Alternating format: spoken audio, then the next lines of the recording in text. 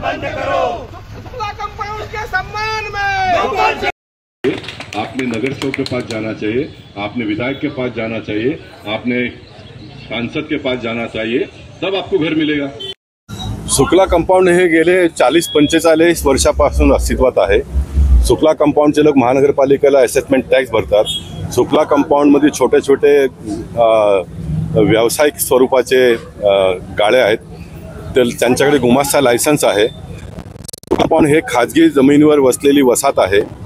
महाराष्ट्र शासनाने आणि केंद्र शासनाने सर्वांना घर मिळण्यासाठीचा कायदा केलेला आहे आणि असा कायदा केलेला असतानाही सुकला कंपाऊंडमध्ये काही व्यावसायिक स्वरूपाचे गाळे असल्यामुळे तिकडे स्लम डिक्लेअर होऊ शकलं नाही आणि म्हणून जमीन मालकांनी दुसऱ्या जमीन मालकाला विकासकाला बिल्डरला विकलं।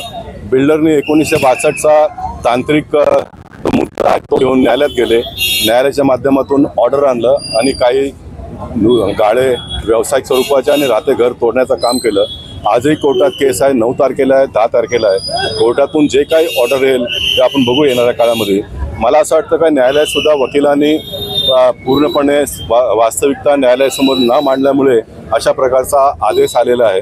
परंतु ह्यापुढे आम्ही नक्की केलं आहे, धारावीला जसं देवेंद्र फडणवीसजींनी कायद्यामध्ये बदल करून तिकडच्या लोकांना न्याय मिळवून दिला, तशाच प्रकारचा न्याय सुकला कंपाऊंडच्या लोकांनाही आम्ही कायद्यामध्ये बदल करून मिळवून देऊ आणि हे कायदा बदलण्यासाठी जास्त काळ लागणार नाही।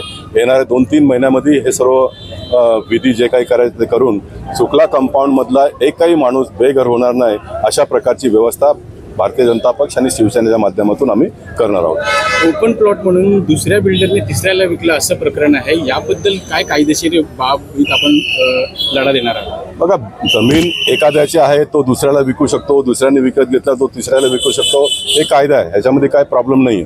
परंतु जुन्या मालकाने विकत असताना बोजासहित त्यांनी विकलेलं आहे, खाली जमीन विकलेली नाही, तर त्या बोजासहित घेतलेलं आहे।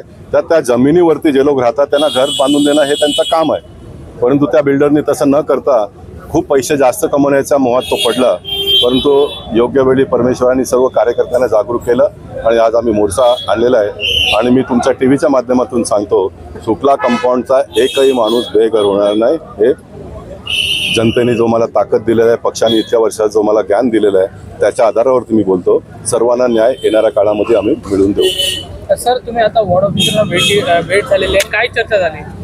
वॉर्ड ऑफिसरना मी काल CO SRA कल्याणकरना भेटून आलो।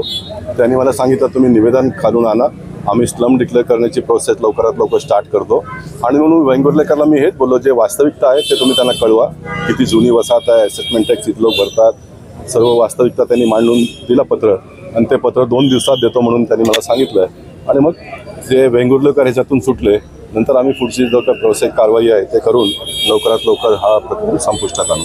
सर, इतकं करून देखील जर प्रशासनाने ऐकलं नाही तर तुमची भूमिका काय असणार? प्रशासन ऐकणार नाही असं कधी होत नाही, कारण सरकार हे मायबाप आहे आणि आता देवेंद्र फडणवीसजी, मोदीजी, एकनाथ शिंदेजी हे आमचे मायबाप आहेत आणि आमच्या मायबापावरती आमचा पूर्ण विश्वास आहे, पोरांना रस्त्यावर सोडणार नाही आणि म्हणून मी एवढा ठणकावून सांगतो, लोकांना घर मिळणार म्हणजे मिळणार। ज्यांना आईबापावरती विश्वास नसतो ते लोक अशा प्रकारचं आश्वासन देत नाही।